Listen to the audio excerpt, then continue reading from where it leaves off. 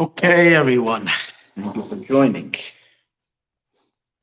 Let me just give a little fix over here.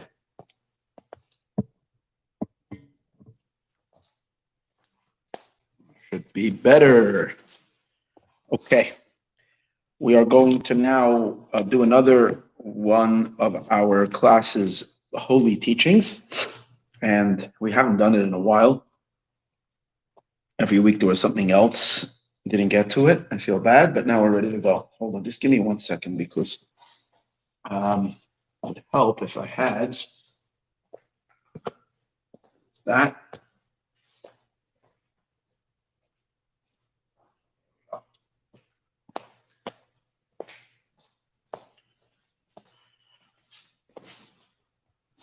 Easier to read inside with these glasses. Okay.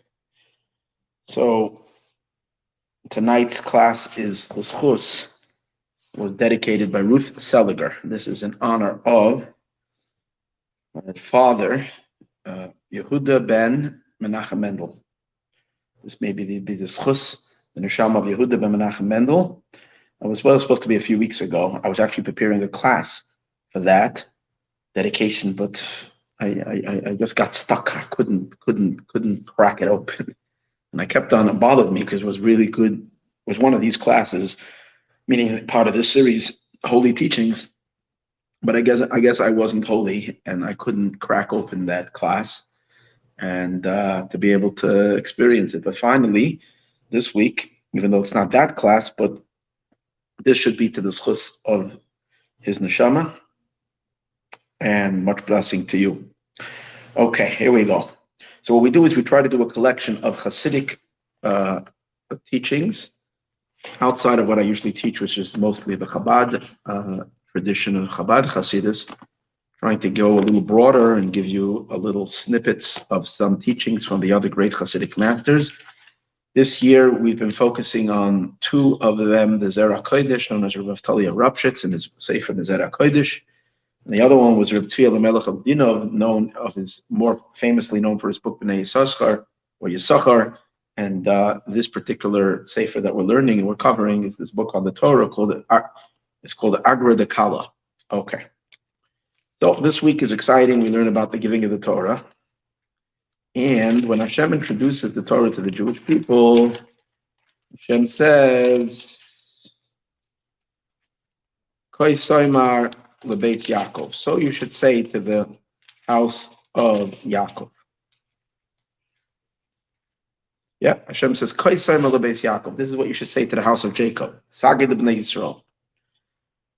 So the great eyes of the great Rav Naftali of Rapshitz, the holy eyes of these great tzaddik, already in the first words, the opening words that God says, so you should say to the house of Yaakov, he immediately sees a great depth and meaning in the entire Torah in the first words. Even before the actual what you should say is stated, just the opening words, so you should say to the house of Yaakov. The first letters of these three words, Koi Soimar Lebeis,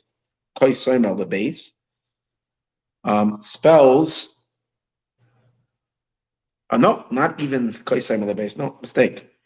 The first three letters in this communication, not the first letters, not the acronym, but the first three letters. Koi Soimar is Kuf Hey plus a Taf, which together is Kaf Hey Taf, which spells the word Taka. What is Taka? Taka means to beat. Lashon Hakaf, I'm hitting. So Taka means to hit. What are we hitting? So there's a very great, and we know that's one of God's names. There is a name of Hashem which is called Shem Taka, or actually it's Tafchav Daled. 440 and 24. It's one of God's names. It's the name of Hashem that is what's called again, that is inscribed on the forehead of Mashiach Tzidkenu. And that's why Mashiach ben David is gematria of the word Taka. I'm sorry. Sheikh Ben David is Gematria Tavchav Dalit. The name Kadas, that's what it's referred to. We spoke about it a few years ago. Tavchav Dalit, 424. Over here, Taka is just with an added one. So it's the same Gematria because we know in the rules of Gematria, one is always admissible. In any case, this spells the word Taka. And that's a name of intensification of, it's an intense name. It says that Moshiach, the Redeemer, eradicates all evil with that name. So it's an intense radiance of holiness, of God's light that will purge, that gets rid of darkness from the world. Obviously, one of the aspects of Mashiach is he has to rid the world from all klipa, from all unholiness. And how does he do it? With the name Taka. And over here, in the opening words of the giving of the Torah, it immediately states to us, Koi Toimar, which is Taka. What does it have to do? And what does it do with Mashiach? And what is this idea? So the concept over here is as follows. He begins by telling us an interesting thing. The Talmud tells us that the Torah is compared to water. L'chaim, we always drink water by the class. The Torah is also compared to yayin, to wine and to water. What's the difference between wine and water? So Kabbalistically, wine, they're both a form of drink. Wine is red, and wine is associated with gevura, with the powers of might, strength, severity. Water is kindness, is chesed. Torah is compared to water, and Torah is compared to wine, because regarding to the Torah, we find two references. On the one hand, the Torah is called Hashem Oiz Li'amo Yitain. Torah is called strength. When God gave the Torah to the Jewish people, it says God is giving strength to the Jewish people. Oz is Torah. And Torah is also kindness. The Torah is chesed al l'shaina. The Torah is a Torah of kindness. So Torah has an element of kindness, an element of love, and an element of severity. Where do we see that in the Torah? Well, immediately. The Torah is comprised of mitzvahs, and we know there are two types of mitzvahs. There are positive commandments and prohibitive commandments. Mitzvah saseh and mitzvah lo saseh. The mitzvah saseh, the positive commandments, means active commandments. They're kindness. In other words, every time we do that mitzvah, first of all, in us, it's calling for an action, which is expression and expansiveness. Okay? So that's an element of kindness in the person, because kindness means openness and expansion. In the prohibitions, and it also elicits a divine flow, a divine kindness, a divine revelation into the cosmos every time we do a positive commandment. And a prohibitive commandment comes from Gevura, because prohibition, in terms of how do we obey a prohibition, when we would like to say something, think something, do something, or any other type of thing in which our natural instinct or impulse is to expand into, and we do the opposite, we contract, we pull inward, we compress. So that's the idea of Gevura, tzimtzum, contraction. It's to hold back on something, on an expansion, on an unwanted expansion. So it's a contraction. And that's the element of, and what does Losa says do? And generally, it contracts the energy of holiness, and it protects it, that it shouldn't go into the realms of the unholy. In other words, the divine flow of energy is infinite, and it has the power to flow in all directions, and therefore even to flow into negative places. Through our observance of the prohibitions, we cause, which means we are contracting and not allowing ourselves to flow into all directions. It causes the same thing by God, that he contracts his energy not to flow into evil and into the dark side. That's the positive, and that's the and that's the reason of wine and water. Torah is wine and water. Now, in terms of our own personal development or health, so to speak, that comes, Torah is healthy for a human being. Going in the ways of the Torah keeps us spiritually healthy, and if we're spiritually healthy, being that spirit and matter are not too far apart, are meant to go together, it should keep us physically healthy as well. So the difference of the observance of the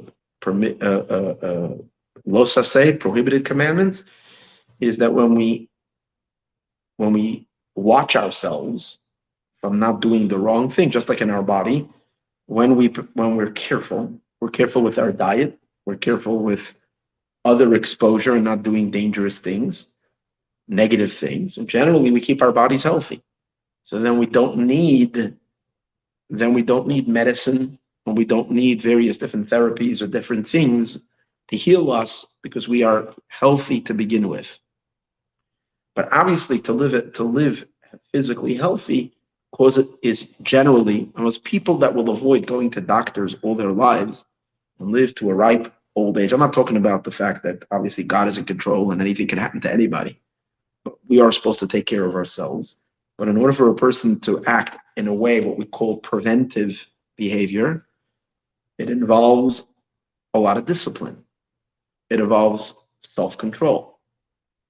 So spiritually, in our spiritual health as well, as long as we're very disciplined, and the discipline is associated with the prohibitions of Torah, we keep to the prohibitions of the Torah, then we keep away of all negative bacteria. We don't allow any klipa, any unhealthy germs to get to our body, and we keep ourselves safe and sound.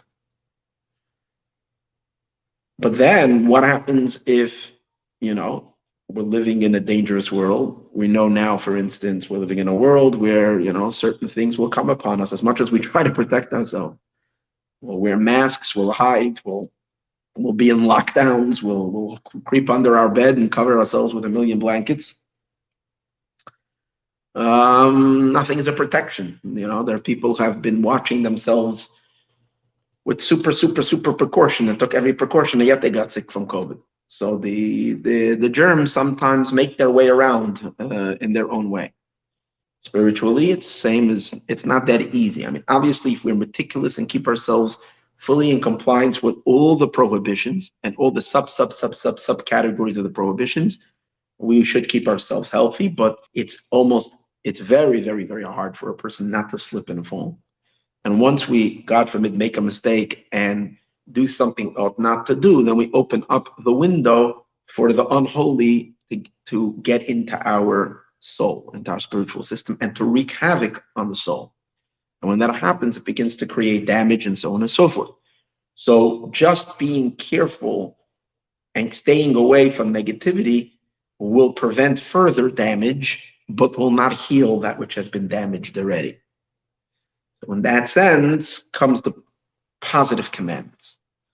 And what the positive commandments do, he says, they serve like their medicinal qualities, or they are medications, which means even after there has been some kind of a damage, through taking the proper medication, one can destroy and eliminate that which is negative within the body. That's the idea. So generally, we don't look at positive commandments from this perspective. We look at just positive commandments as doing good things, and and prohibition is keeping away from bad stuff, and positive commandments are just increasing positivity. But here he's looking at it from a different angle, and he's saying that positive commandments benefits a person very, very, very much in terms of personal health, spiritual health, in that since inevitably we do interact to a certain degree with the unholy, with that which is unhealthy, with all kinds of germs and bacteria in this world, it's extremely hard to stay clear until Mashiach comes. And as a result of that, we incur all kinds of infections and all kinds of spiritual diseases and maladies. And therefore, we need to constantly take these intense medications. And the medications, spiritual medications, are the positive commandments, which are very powerful. Now, where do we see that concept? Everything has to have a source in the Talmud and the early sages. Well, the Talmud tells us, it's a passage in the Talmud in Medrash Rabbah, if you've done chunks of sins, that means if you, God forbid, a person really wreaked havoc on their soul, a person has done a lot of sin, so instead of sitting there and just being morbid about all the sins you've done and becoming depressed and sad, so you should get excited and do a whole lot of mitzvahs. A lot of times we focus just on how to do tshuva, how am I going to rid, how am I going to just have remorse and overcome. The best thing we can always do for ourselves, whenever we find ourselves in a dark place, so instead of, sometimes people get so stuck in trying to stop certain negative behaviors. Obviously, you're supposed to stop. That's the thing. You have to stop. But instead of putting all that effort into overcoming the negative, just start doing positive. And the positive will automatically eliminate the darkness in your soul, put you into a healthy place and a godly place. But even spiritually, the damage that has been brought or upon a person's soul as a result of sin, as a result of mitzvahs are healing to the soul. Now, but how does that work? Well, how does that work? So how does medication work? Most medications are poisonous in essence. Most medications are not good. A healthy person should never take medication because medication is damaging. It's only for under certain conditions you need that medication. God forbid, the worst of the worst, chemotherapy. It's the worst thing anybody can take. It kills, it destroys. But in a case where, God forbid, there is a cancer growing, a tumor growing, we have no choice but to hit it with intense either radiation or chemotherapy or who knows what. Or the same is also true with milder diseases or infections and so on and so forth. To kill the bacteria, you will take an antibiotic, it will kill the bacteria. Now, the doctor who's administrating the chemo, God forbid, or the doctor who's administrating the radiation or giving the antibiotics is basically giving you poison. But that doesn't make him a negative, evil, bad person. He is actually a very, very kind human being. Could be, unless he's doing it just for his practice and to make money. But we hope that people that are in the profession of healing people actually get into the kindness of it and the care of it. They really care about their patients beyond the payments that they're getting. And in that care, they want the best for their patient. So even though they're giving poison, but the idea of that poison is to destroy that which is a greater threat for the human being. In that sense, what is the medication? The medication then, even though it is a destructive force, but it's destroying bacteria, it's destroying germs, it's destroying the negative. Positive commandments. Obviously, this is not the entire element of the positive commandments. Oh, wait. So let's go a little deeper. So really, what is it? So for a doctor that's prescribing that treatment, what they are really giving is love. But they're not extending, rather, we should say. They're not extending mellow, soft love. They are extending intense, sharp love. In other words, a love that is very intense. It's a kindness, but it's an intensity of the kindness because the kindness is meant to eradicate that which is dark. So just like it is in the tiny human being, so it is in the greater cosmic force. As a result, God forbid, of negativity that we ourselves do, and that impacts ourselves, but each and every one of us also impacts the cosmos. As a result of negative actions that we do, we bring about infections in the universe, which trickle down into all kinds of negative things. So then we need to elicit God's intense kindness. So the performance of mitzvahs, that's why we speak so much that giving tzedakah is so important, especially for a sinner, for a person. And again, we say a sinner, I don't mean some vile, vicious monster. We mean most of us in daily life, we slip up over here and slip up over there, a little gossip over here, a little bit lie over here, a little bit dishonesty over here, and a little bit negative and unholy thoughts, and who knows other things, a little non-kosher over here, a little non-kosher over there. It's very few people that are tzaddikim and righteous all the time. And it's not that easy to say, you know what, from today onward, I'm a tzaddik. Even if we try the best, we do have certain slips and falls.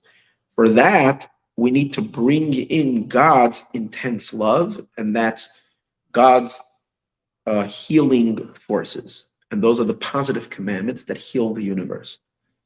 And how do they heal the universe?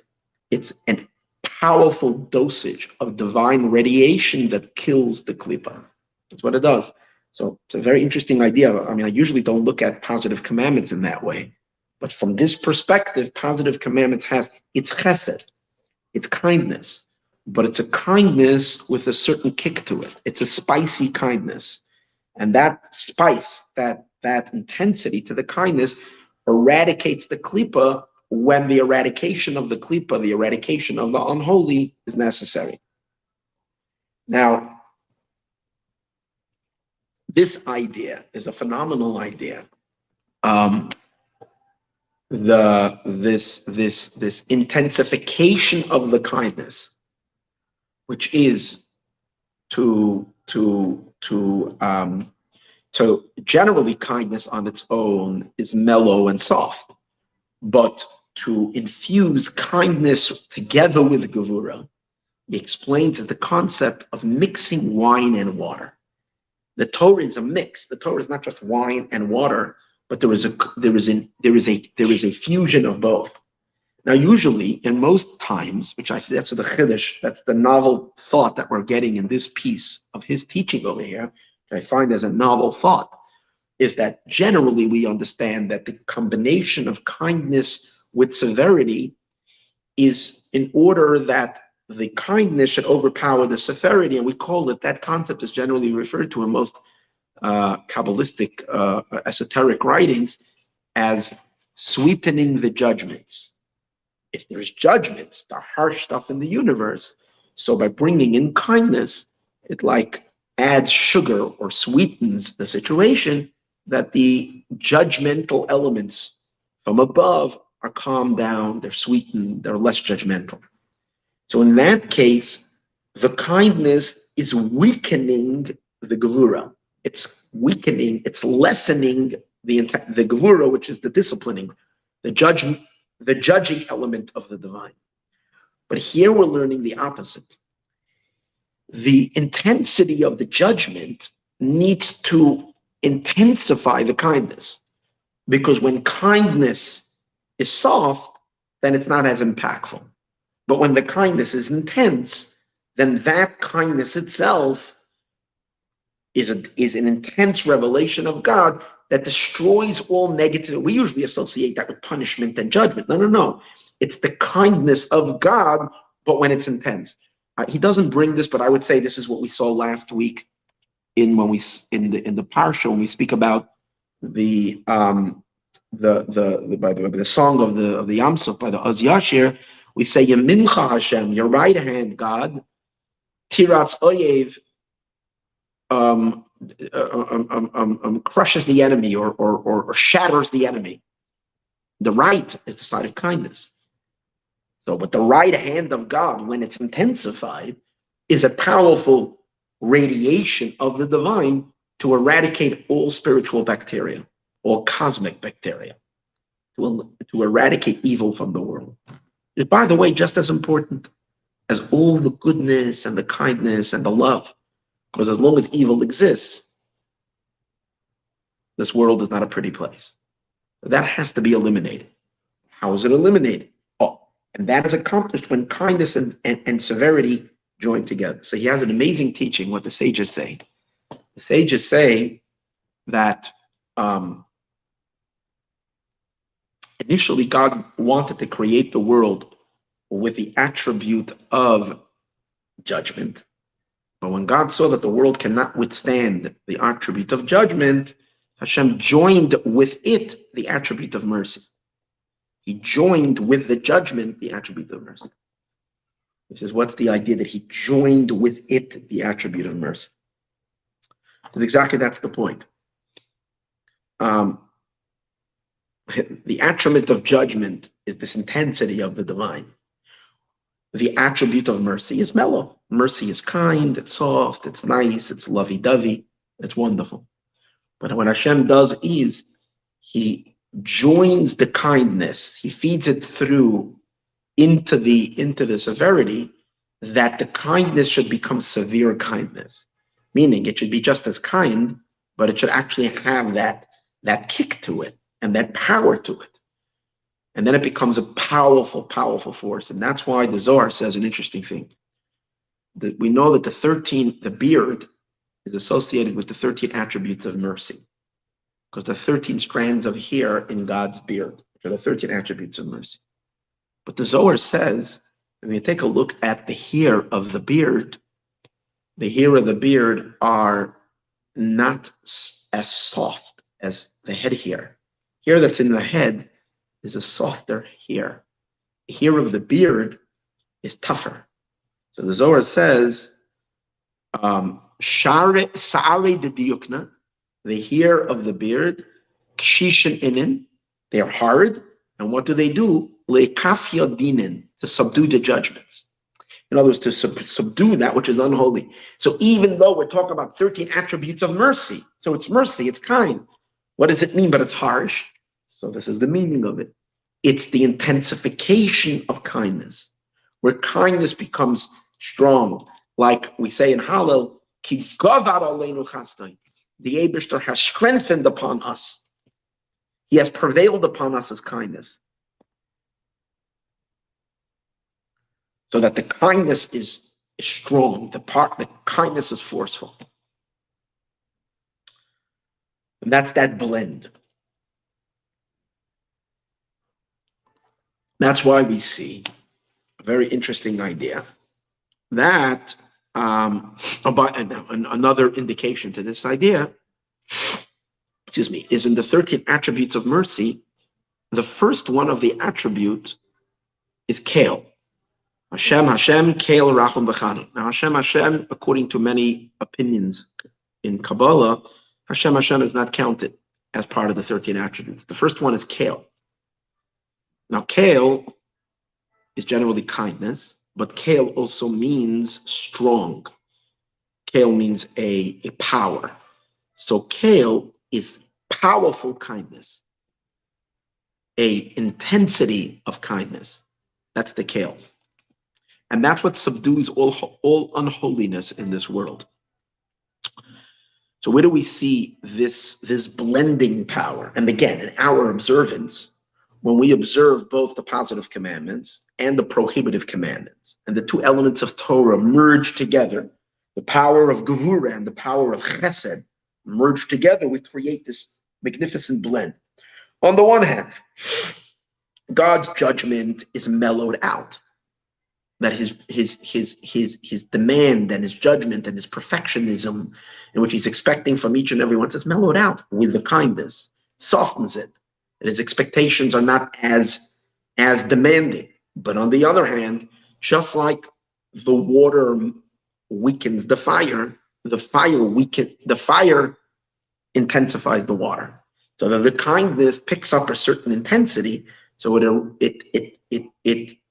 it's kind to the world by eradicating that which is dark in the world.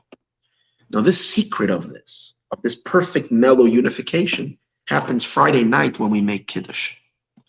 Friday night when we make Kiddush, we're bringing in the holy day of Shabbos, which is kind of the culmination of an entire week of observance of all the work we do in the weekdays, which is the work of mitzvahs. And Friday night, it's all coming and rising upward. So we're picking up that cup and we're filling it up with wine. The idea about wine is that the Zohar says you're supposed to put water into the wine. Today's days, our wines are not so strong. And back then, it was dangerous to drink plain wine. They would always mix a little water into it. Our wines are not so strong the way they're produced today. and we can have wine without water. But when I was a kid, it was my father's custom every single time.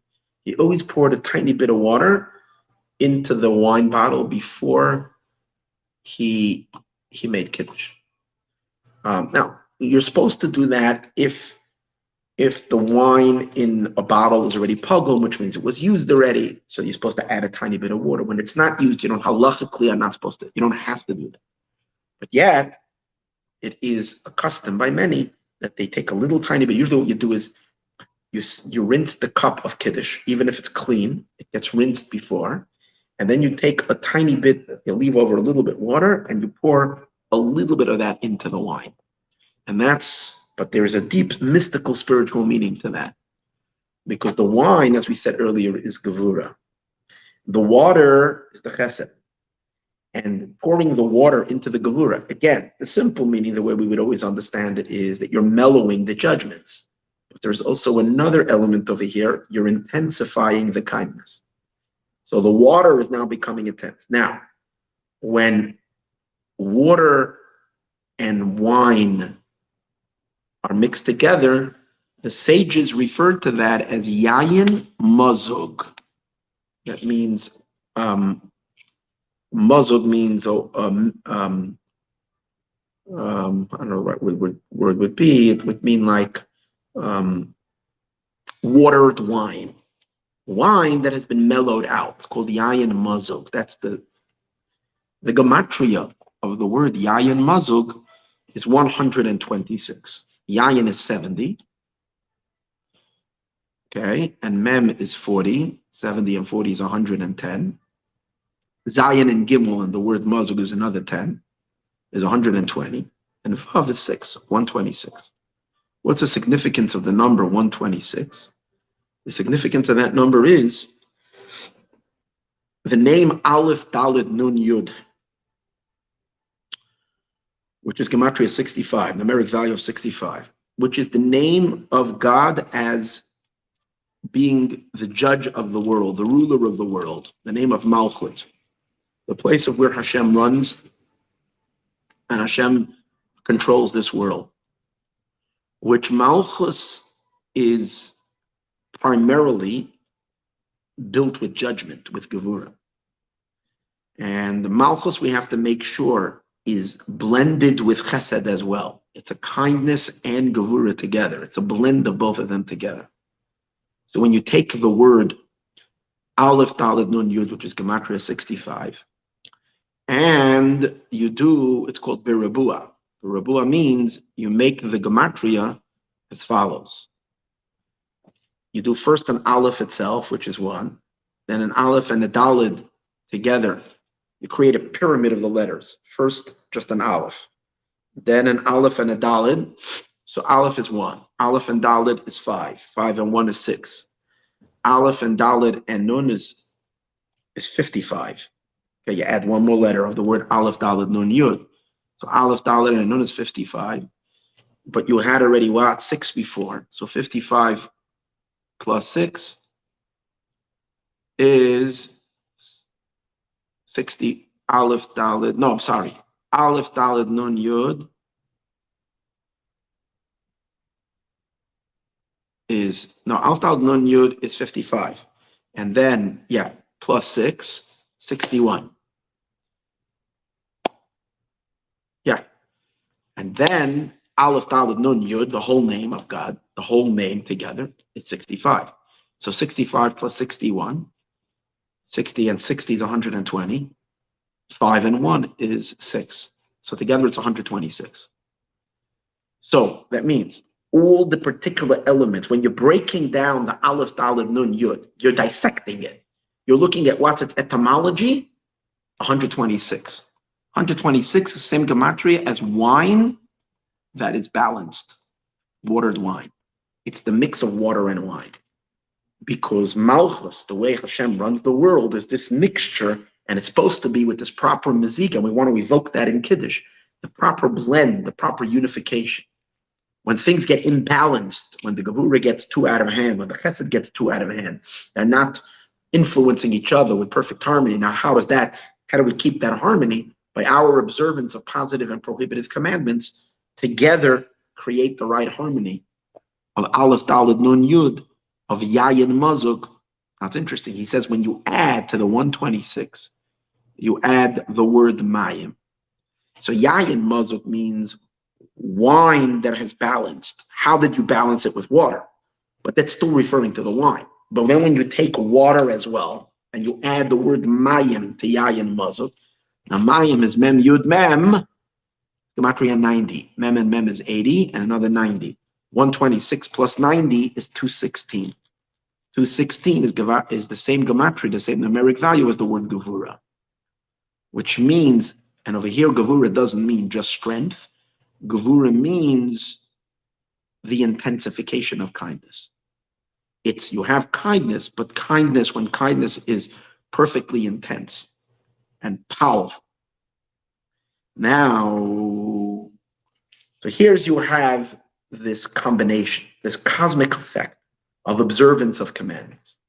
When God is coming to give us the Torah, and he's initiating these two forces of chesed and gevura to us, positive commandments, prohibitive commandments, we were rising up to receive them both, and we needed to respond to both these two channels of kindness and judgment, both of them, which means we have to accept both kinds of mitzvot, both kinds of observances, prohibitive observances and positive observances.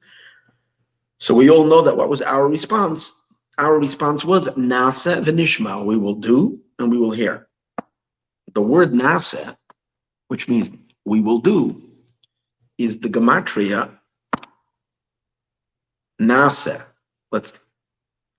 Is 425. Remember that we started off with 425? Nasa is 2, because Nasa is our acceptance of the positive commandments, and Nishma is our acceptance of the prohibited. We will listen and we will not disobey. Nasa, we will do, means we will do the positive commandments. What did we say before? The doing of the positive commandments elicits a powerful kindness, but an intensification of the kindness. Kindness is an intensity. So let's take a look at the word nasa. Let's just do the gematria. There's a shin over there. Shin is always 300. It's always easier to start with the big numbers. So shin is 300.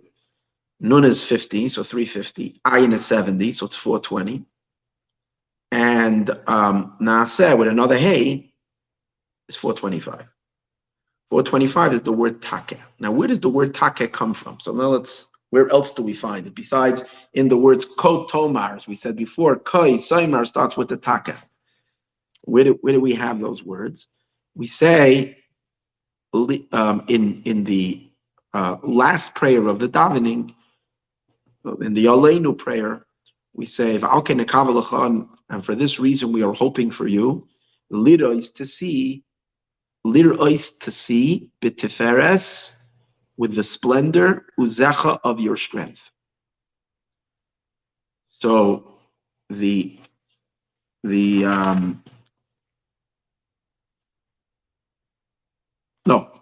lirois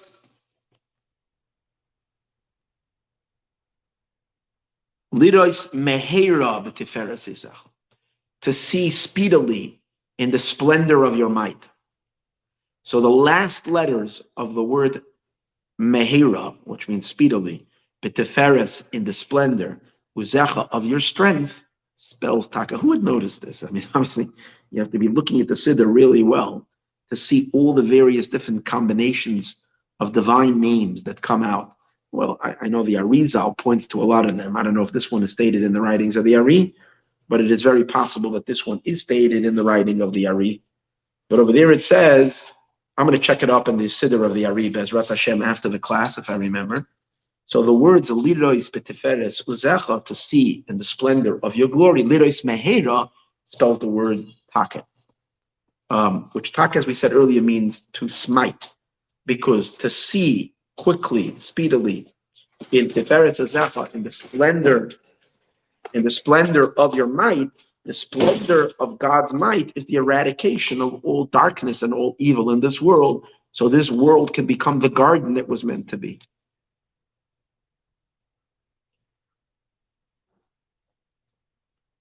But again, how do we elicit that? And that's the name that's on Mashiach ben David's forehead, because Mashiach ben David comes at the conclusion of all the positive mitzvahs. You see, if Adam and Eve would have never eaten from the tree of knowledge, we would have never let the klipa into the world. Fine. Then we wouldn't have needed all this medicinal therapy.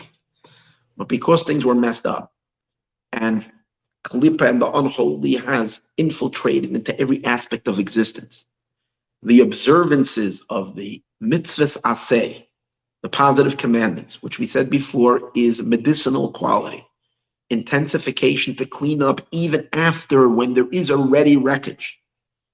And we do these positive commandments for thousands of years and being done by millions of people, millions of mitzvahs. All of this adds up. And our acceptance of it is in the word nasa, we will do. And the gematria, the numeric value of the word nasa is tav chav hey, which is the ultimate taka. Meheda b'tiferes uzecha, that with the glory of God's might, the destruction of all negativity and all darkness from the world. Again, the one who brings it about is Mashiach ben David. The culmination of all that intense love, that's what it is. It's laser focusing, all that intense love brought into the world through the observance of the mitzvahs to focus in and to shine that light on the klipa till it is its intense radiation. And that destroys all unholiness in the world. The blend of the Gevura with the Chassidim, the mixture of the wine and the water of the Torah. And this is also he says at the conclusion of the giving of the Torah, it says, Min hashamayim hishmiyacha as kola. From heaven, God made you hear his voice. It's referring to the giving of the Torah. The giving of the Torah comes from heaven. Rashi tells us that what is heaven made out of? The word shamayim, eish umayim. That's the giving of the Torah. Fire and water. So again, fire and wine, same idea. When a person drinks a lot of wine, they go on fire. So they're both related to the wine. In our case, is substituting fire. Same idea, fire. They're both on the side of Gevura. Min hashamayim, but shamayim is not just fire and water. It's one word. It's that combination. It's that fusion. And again, the fusion is necessary on both ends to weaken the fire, but also to strengthen the water. It's like when fire boils water, the water becomes hot. So the water is influenced by the fire, and that hot water destroys and negates all klipa that's in the word, the intensification, the heat of God's love. As we spoke earlier, how a doctor has to have intense love in order to provide the treatments that are sometimes necessary. Okay. Where does this all lead us? To a very beautiful ending, which he says. He says that when God gives us the Torah, which is this experience, the perfect state, we condition ourselves for this perfect harmonious projection of the divine into the world that fills the world with God's glory and God's light and eradicates darkness from the world. We prepare ourselves for that by our integration within ourselves of our chesed and gevura through the observance of these two types of commandments. And in that situation, we stand face to face with God. Because by the giving of the Torah, God says later in the Torah, it says face to face, panim el panim, face to face, diber Hashem imachem. God spoke to us face to face. So what's the significance? He says this incredible, beautiful secret. What does it mean God spoke to us face to face?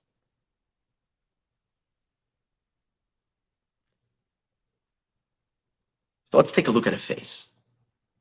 The main element of the face are the two eyes. The most prominent features of the face are the two eyes and the nose. The two eyes and the nose is the letter Aleph. It's a cool thought. Why are the two eyes and the nose the letter Aleph? Because an Aleph is comprised, the Hebrew letter Aleph, is comprised from two Yuds and one Vav. You have a yud on the top, on the right top. Then you have a slanty vav. The vav is the line. And then you have a yud extending from the bottom. So yud, and a vav. So if you look at the human face, two eyes are the two yuds, and the nose, that's the vav. Now, that's God's face. God's face is an olive. Wait, he's not done yet. But the whole face is not just this part. There's also this part of the face. He doesn't talk about the mouth, but he talks about the beard. The beard, I guess that's from under the nose starts the beard, because that's when you got to read the facial hair as it comes down. That is under the aleph. There is a kamatz. A kamatz is the vocalization of it. There are certain signs that are tell you how to pronounce the aleph. If the aleph is pronounced or e or or a or oi, depending on what's under the aleph. A kamatz makes it into an a. And what's the shape of a kamatz? A line with a little like ball on the bottom, a little sticking out on the bottom. That's the kamatz, and that's the beard. So really, what is a human face? Such an interesting idea. The human face is a kamatz aleph. When God spoke to us at Har Sinai, God revealed himself through the kamatz face, which represents the two yuds, the nose, supernal projection of the divine. And we on our end, we're receiving his light also with our face. Panim b'panim, aleph to aleph. And that's why he says, if you take a look at the first three words of the Ten Commandments, it's Anoichi Hashem Elokecha. I am God, your God. In the words Anoichi Hashem Elokecha, I am God, your God, there is an aleph, there is a yud, and there is another aleph. The first acronym, Anoichi, Hashem starts with a yud, and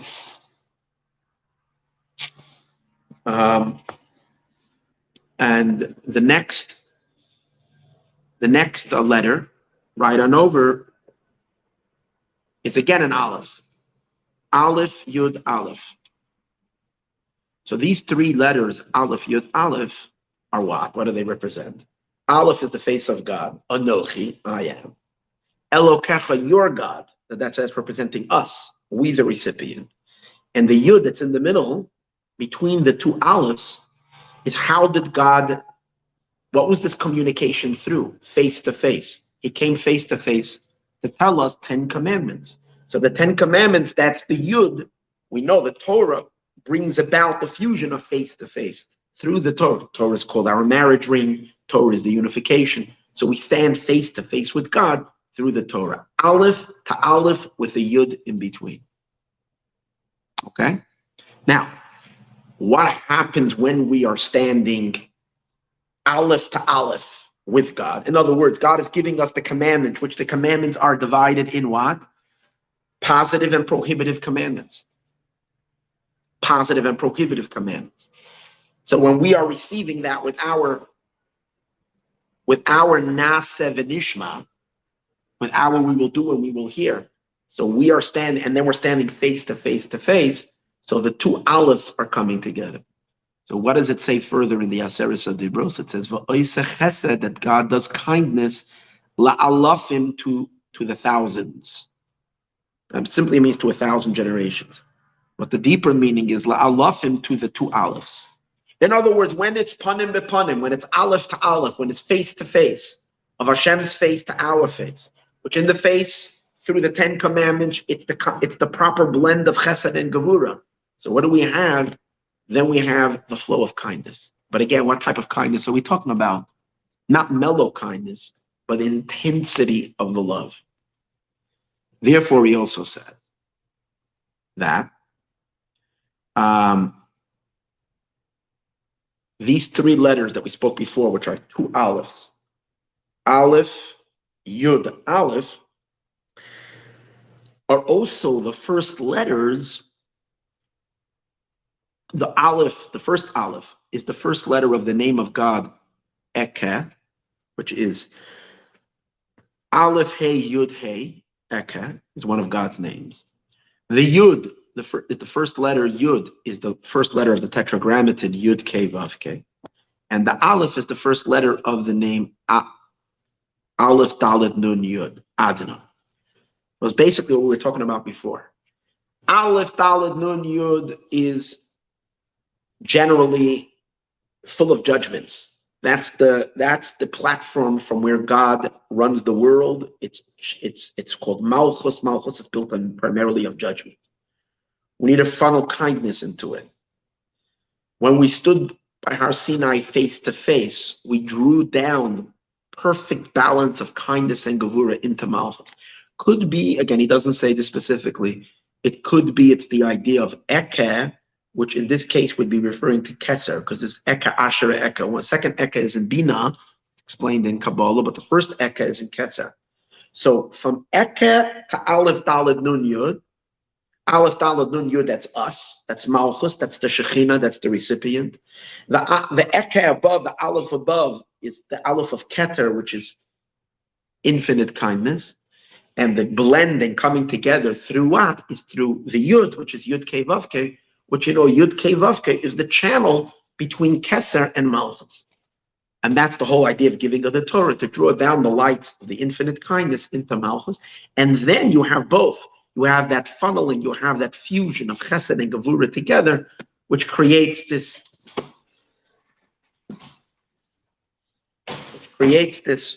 state of panim bepanim, face to face, that God speaks to us. Okay. Therefore, he also says, when it says va'oiseh chesed, and again, all of that leads you to a state of va'oiseh chesed. He does kindness. To who? La'alafim. Alafim, we said before, is the alephs, the state of face to face. Alafim is also the same gematria as yayin, mayim. Let's see, yayin is 70, mayim is 90. 90 and 70 is 160. 160. Now let's take a look at the word alafim. Alafim is, pay is 80. The word aleph in alafim, I know, is 111. Aleph is 111. Plus 10 is 121. Plus mem is 40, is 161. So yayin and mayim, which is 160, and alafim, which is 161, same gematria. Remember, always you can add one. The alafim and yayin and mayim is the same gematria. Which the idea over here is the concept of alafim is this blend and this meziga and this unification of water, chesed and gevurah. Therefore, he says that the name Aleph Daled Nun Yud 65, which is the name of Malchus, which is the name of, as we spoke earlier, the divine presence that literally is hands-on running the world. The gematria of Adna, which is 65, is also the gematria of the word meziga. Meziga means properly balanced. Meziga in Hebrew means to balance. Now the word yayin mazug that we spoke earlier is 126, but the word meziga itself is this gematria. So basically, what is the summary of all of it? Torah brings balance to the world, and our observance of both positive and prohibitive commandments in the Torah keeps a proper flow of perfect harmonious existence of the chesed and gevurah, which ultimately brings about the ultimate intensification of all that kindness, that it has the strength and it has the ability to eliminate all virus from the world, all darkness from the world. As we said, the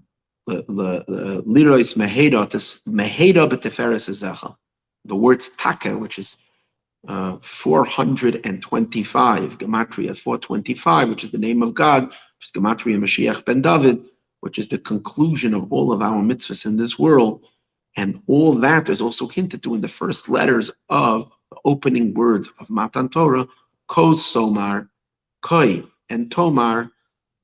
The first three letters over there is Gematria Taka, which is this powerful fusion. Okay, so this is a quite mystical teaching from the great Rav Tali of Ropshitz. And now let me share with you something really far more I always find that the Rebbe Naftali of Ropshitz, he's all the way out there. He's like, ooh, he's like just filled with shameless and combinations and mystical Kabbalistic ideas. The Bnei Yissaschar, his teachings are a little more grounded in the sense that they're more down to earth, easier to relate to. And here is just one fabulous teaching. I mean, I would say that the Bnei Yissaschar hits the ball out of the park in this teaching. So in the Chumash, also by the giving of the Torah, and this is much shorter than the one before, hope so. And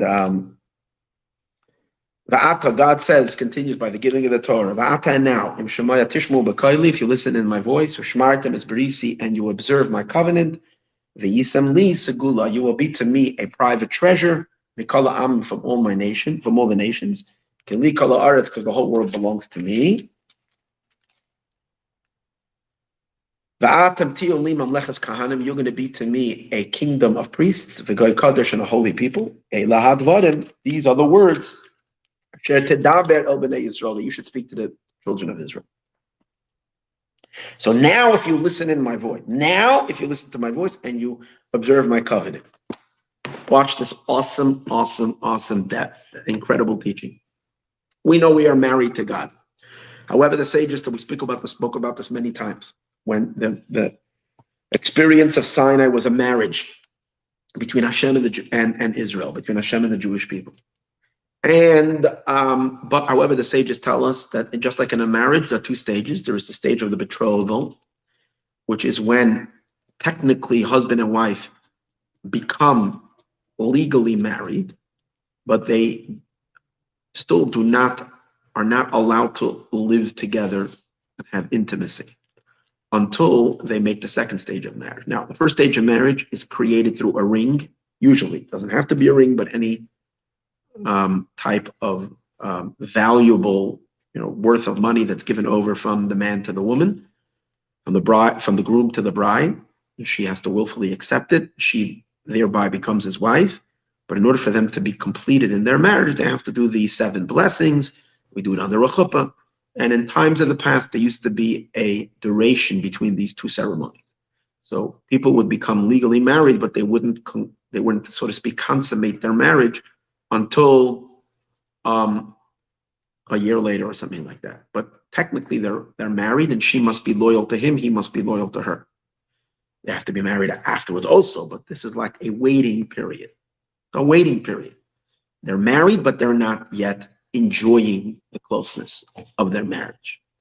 So what does this, in our relationship with God, it is explained that our wait between the betrothal and the actual intimacy is over 3,500 years, or close to 3,500.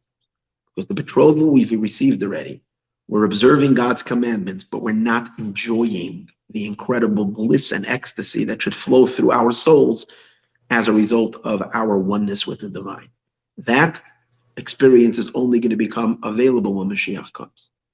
Now, in our Hebrew name, Yisrael, which is the name Israel, Yisrael, it is hinted to who we are as a people, that we are married to God, and we have these two elements in our relationship. The word Yisrael is comprised of 2 words. Li, Rosh, to me, a head. Li are the 2 outside letters of the word. Yud is the first letter, and Lamed is the last letter. It spells Li. And in between is the word Yisrael, Shin, Reish, Aleph, which is the same words as Rosh, or the same letters as the word Asher. Okay? These are the inside letters. The 2 stages of, since we are God's betrothed and ultimately his wife, so in our name, it is hinted to our marriage to God and these 2 phases in our marriage. Why? When a man betroths a woman, what are the words that he says? The Hebrew words that are stated during the time of a betrothal, today's days we do it under the chuppah, is Harei at mekudeshes li. You are hereby betrothed to me. Okay? What does he do? He gives her a ring. Now, what has he just accomplished spiritually? So that in the writings of Kabbalah and the writings of the Ari, it explains that during the time of the betrothal, he, the husband, the groom, extends on his bride, on his wife, a encompassing light. She's not internalizing him yet, but he is like kind of projecting his aura upon her. By doing that, she becomes separated from the rest of the world. She's designated to him. She's not a recipient of anybody else. She may not go out, step out of the boundaries of this relationship. She is designated. She belongs to him. She is his. But he didn't give himself to her yet. He only extended an external enveloping light. That's why the word li, which is the word that is used by a chuppah, and in the name Yisro, the li represents the current state that we are belong to Hashem. As we're going to see in our pasuk, it says, "Va'atem tien li," you will be to me. That's referring to the current state. Li, we are betrothed to God.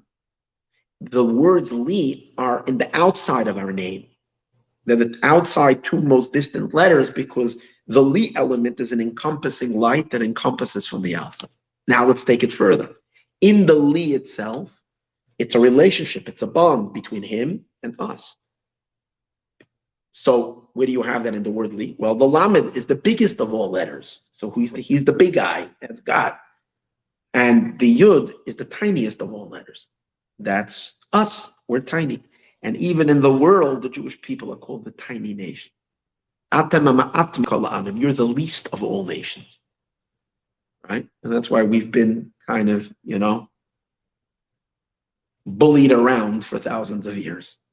We pretty much have kept our head high and have, notwithstanding all the bullying pretty much triumphed in the world and have accomplished what we need to accomplish.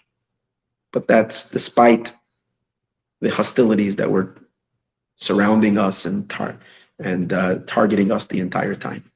But we had this little yud, and the lamed is God. Let's take it further. Everything is so perfect. A lamed is really a vav. A lamed has like a shape on the top, a vav on the top, and a chaf on the bottom.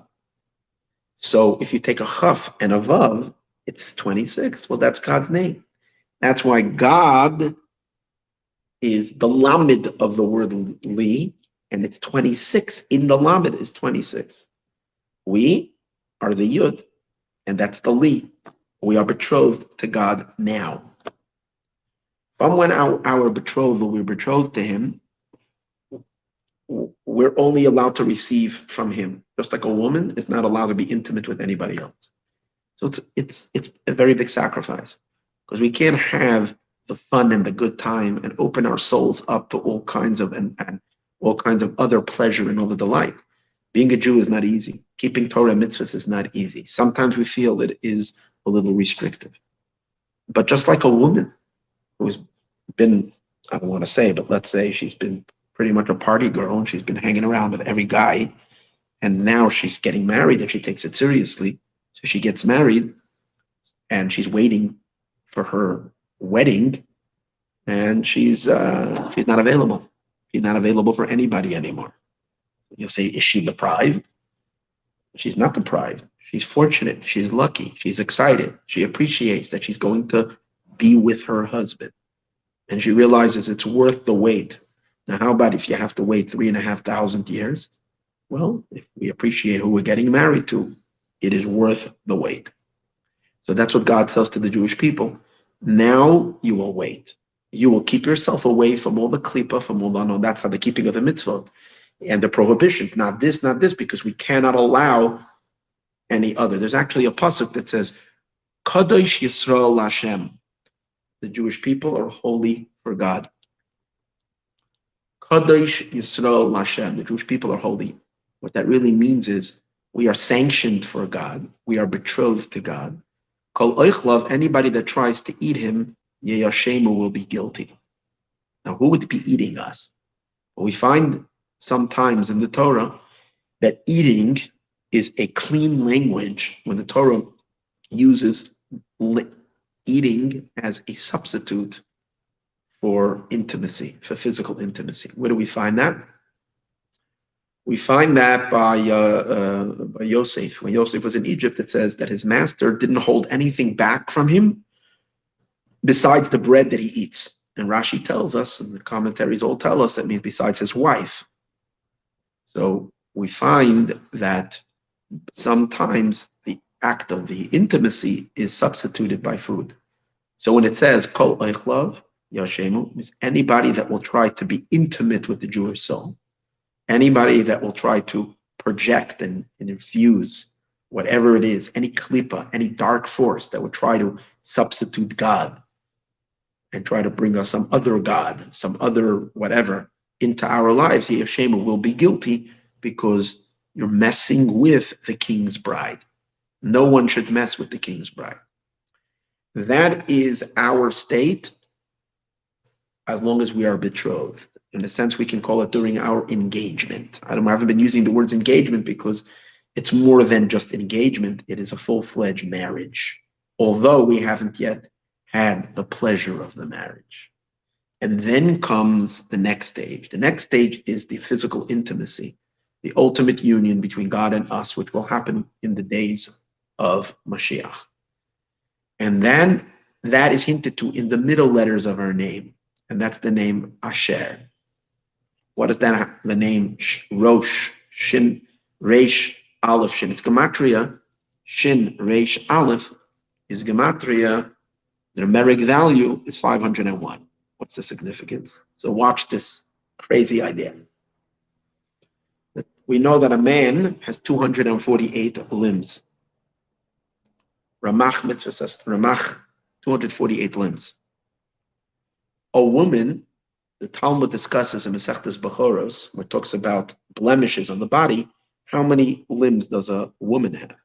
And there's an argument what's considered a limb, what's considered, and this, according to one opinion, it's 250. It's 252, and Rabbi Akiva says 253. Exactly how Rabbi Akiva adds one more, called the Mafteach. I'm not going to get into it. In any case, so the woman is 253. So when you take 253 plus 248, 248 and 253 equals 501. What is intimacy? Intimacy is man and woman becoming one body. The two of them coming together, they become one. So when the 248 plus the 253 come together, you have 501. Now, if the 248 that we're talking about over here is God and is his infinite limbs, talking about the divine, and we, the recipient, the Shekhinah, we, the Jewish people, we, the Israel, as the woman, the unification that happens when Mashiach comes is the Asher, the Asherenu Matov Chalkenu, how fortunate is our lot, Asher. And guess what? When is this really happening, this intimacy? What's the mitzvah? And that's why we say Asher Kiddishanu. B'mitzvot. Kiddishanu, you have married us, you have betrothed us, which leads to the intimacy of Asher, of the complete fusion of us and you when we do the mitzvah. We're in a state, complete unification. So Li is the outside of our relationship, the outside external aura that surrounds us, that we have even today. The Asher element is only going to be later. And now, once we understand this idea, and by the way, the woman has, he just said something very beautiful. The woman has 253 limbs. That's the idea when it says by Ruth, who's the ultimate woman, she's going to marry Boaz and bring the kingdom of God to the world. Where did she go meet Boaz, her prospective chassan? She went down to the Goren. Goren, which is a threshing field, is where she went there in the middle of the night. She introduced herself to him. Goren is a threshing field. Goren is the 253. So that's the space of the woman, 253 limbs of the woman. That's why the Holy Temple is another amazing thing. When God chose, where is he going to put the Holy Temple? In other words, where is our marital home going to be? And in the marital home, we know there is the Holy of Holies, and the Holy of Holies is called the bedroom of intimacy. Where was that? What kind of land was it before it became the Temple Mount, representing this ultimate unity? What kind of land was it? It was a Goren. It was a threshing field. And the threshing field represents the 253 limbs of the woman, space of the woman, in where the man, which is talking about God, descends into the intimacy and into the oneness with us. But Hashem begs of us and he says, please hold out. I know it's going to take a long time. It's a very long betrothal, and you might get impatient. You might feel, you know what, you're being deprived. You can't have a good time. So many pleasures you have to give up on, so many things, but you're waiting for me. Wait and wait, because I'm coming. And what you're going to experience is not something that is worth waiting for. And this is what he tells us in the verses over here. Now let's go back to the verse. Va'ata, he says. And now means currently, in the current time. Im Shemaya Tishmu, if you will listen, Bikoili, in my voice. What does it mean? Now we're not getting the intimacy. All we got is the voice. What does it mean, the voice? What does the bride get from her groom under the chuppah? She gets a ring, but in addition to that, she gets his voice. He tells her, she has to hear it. Hare at mekudesh asli. You are hereby betrothed to me. This is what God says. And now, if you will hearken, if you will listen, bekoili to my words. In other words, you will be true to the voice that you heard me telling you. Your whole experience of the divine was only my voice. And he says also the word koili is spelled without a vav, just kuf lamed yud, which stands for kodesh Yisrael Hashem. The Jewish people are holy for God, which in this case means betrothed to him, designated to him. And then further, ushmartem as berisi, you will observe my covenant. But the deeper meaning is ushmartem, and you will await. As we know of Shaman Asadavar, it says his father awaited for the matter. Shama means to wait. Ushmartem, and you will wait. As berisi, bris is the union. You will wait for the covenant, which we know that the intimacy happens through the bris. Ushmartem, you will wait as berisi for my intimacy that I will fill you in the time of Mashiach. So then v'yisam li, you will be to me. That's already now. This part is already now. Li is to me. That part you have already now. Segula mikola amim, kilikala, just like a betrothal. God says the whole world is mine. But just like in when someone gets married, he picks one girl from all the other girls that are prospective shidduch prospect. He's only marrying one. And Hashem says, Kilikala, the whole world is mine, but I am marrying you. Then he continues and he says, Va'atem tiyum li, okay, you will be to me, a holy people. And then he says, Eila hadvarim asher tedaber. Hear these words. Eila hadvarim. These are the words that you're hearing now. Meaning now you're only hearing words. Eila hadvarim. You're hearing my betrothal words. But what, which is the li, that's what you're getting now. Asher, which is the inside letters, as we said earlier, which is already the future relationship. Tedaber means you will lead it. Yad ber amin tachtenu means you will lead, you will conduct. Asher tedaber. As a result of these words that you're hearing now, Asher tedaber, the Asher will be led to who? El B'nai Yisrael, to the Jewish people, to make the Asher into the Li, and then they become Yisrael. And then they become Israel, become completed. In other words, if we are true to this relationship, eventually our Li will grow and will incorporate also the internal unification with God in the word Asher, and our name Yisrael will be complete. And to conclude, he says, that's the significance, this is so amazing, of the three Torah portions that are coming up soon. Teruma, Tetzaveh, Kisisa.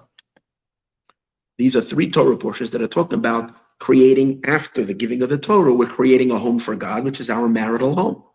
So the first Parsha Teruma, Vayikhu Li, you will take Li. That's the betrothal. So it's like a couple, they are betrothed, they are looking for a home. So even though they're not together yet, but together they're looking for a home. So even in this state, we're already providing for the home, for the space where the relationship will take place. And that's the Yikhu Li you will take from me.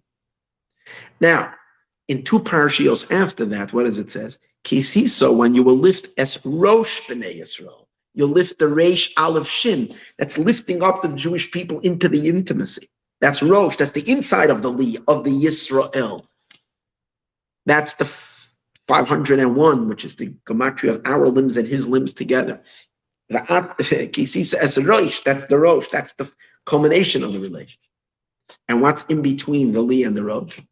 The middle parsha is va'ato titzaveh, and you, Moshe, you will attach. Tetzaveh means you will command, but it also means that you will attach as B'nai Yisrael. You will attach these two states.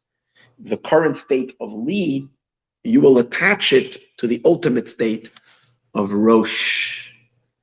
You will make sure, and that's the job maybe of the leaders, he doesn't say it explicitly, of all the Moshes and all the generations, to keep us waiting, to keep us knowing, to keep the flame and the excitement for Mashiach awake within the Jewish people. That even though it's such a long engagement, it's such a long time, but eventually our name will be complete. And our true experience as B'nai Yisrael will be fully experienced to the fullest. May we merit all of that to materialize already now, and now. Thank you for joining.